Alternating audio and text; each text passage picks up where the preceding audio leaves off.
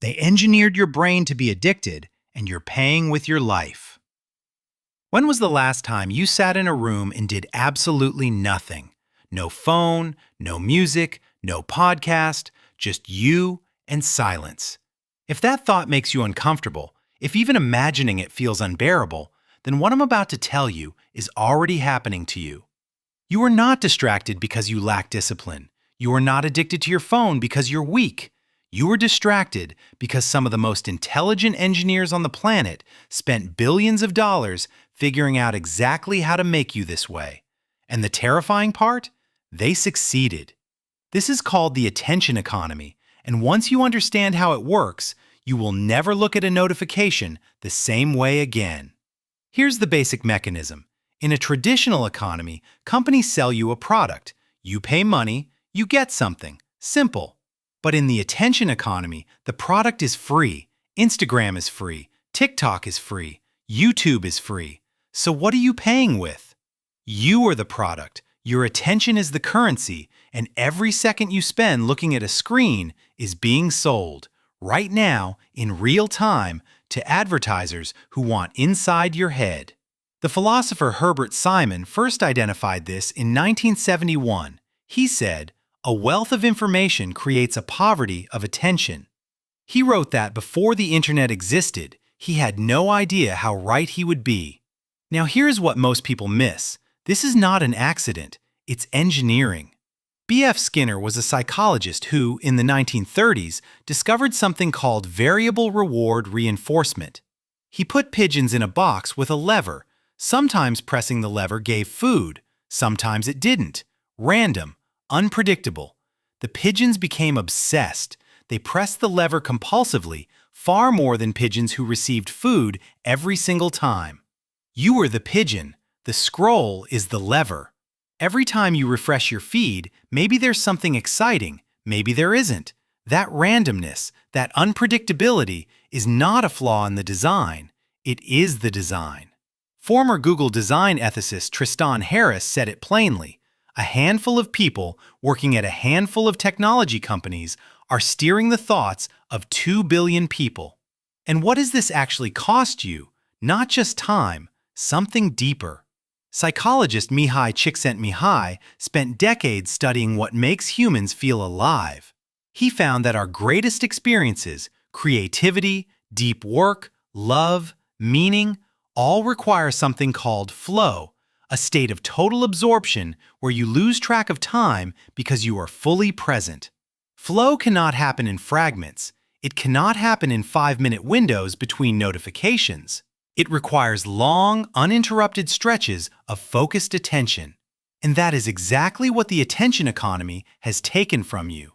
Research from Microsoft found that the average human attention span dropped from 12 seconds in 2000 to 8 seconds by 2015.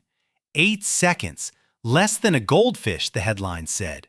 And that was a decade ago.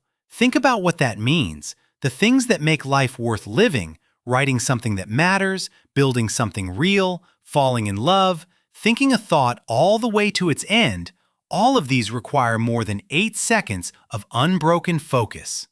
Every time your attention is captured and sold, you are not just losing time, you are losing the capacity to have a deep life. There is also something no one talks about, the loneliness. We are the most connected generation in human history, and we are the loneliest. The United States Surgeon General declared loneliness a public health epidemic. Studies show that the more time people spend on social media, the more isolated they feel. Why? Because connection and the performance of connection are not the same thing. Scrolling through someone's highlight reel is not intimacy. Watching someone's life is not the same as having one of your own. The attention economy profits from you watching. It has no interest in you living. Now I want to be clear about something. This is not a call to throw your phone into the ocean. Technology is not the enemy. The engineers who built these systems are not cartoon villains. Many of them have since spoken out. Tristan Harris, Asa Raskin, Justin Rosenstein, the man who built the Facebook like button. All of them left, and all of them warned us. The problem is not the tool.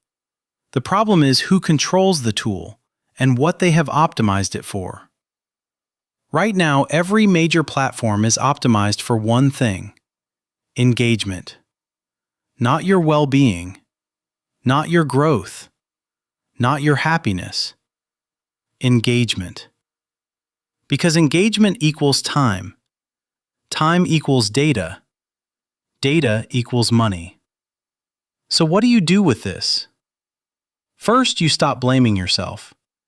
You are not weak.